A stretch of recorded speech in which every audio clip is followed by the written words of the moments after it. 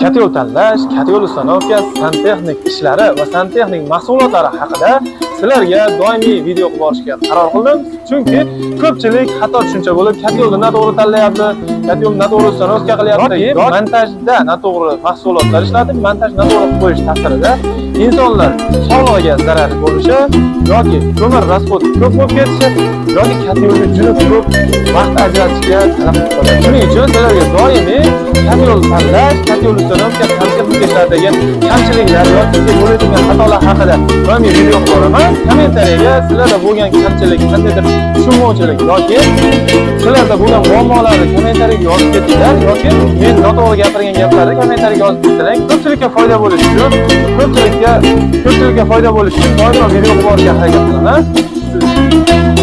Videoga like bosib, bizga obuna bo'ling. Bizni qo'llab turinglar. Videoni boshladik.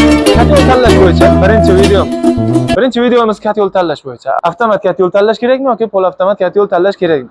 Bu katyolda tanlash siz yoqadigan ko'miringizga. Agar siz aralash, irik, mayda ko'mir yoqadigan bo'lsangiz, polavtomat katyol tavsiya qilinadi. Sababi bu eshigidan siqqan ko'mirni bemalol yoqib bera oladi polavtomat ko'mirimiz. Yo'q, menga qulay bo'lsin, narxi jicha qimmat bo'lsa ham kamroq katyolni oldiga borib, kamroq ko'mir solaydiganlar uchun avtomat katyollar tavsiya qilinadi.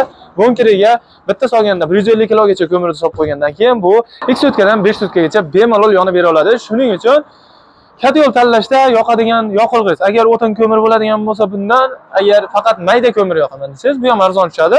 Sababi mayda ko'mirlar nisbatan arzonroq.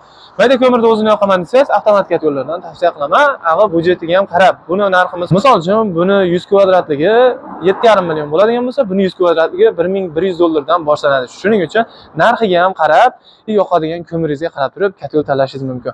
Katyol haqida, montaj haqida o'z fikringizni kommentariyada yozib keting. Sizda bo'lgan muammo boshqalarda bo'lmasligi uchun kommentariyaga yozib ketsangiz, biz uni to'liqroq o'rganib, bilganimizcha, bilmaganimizni o'rganib, video qilib ko'pchilikka foydali bo'lishi uchun doimo sizlarga qo'yib boramiz.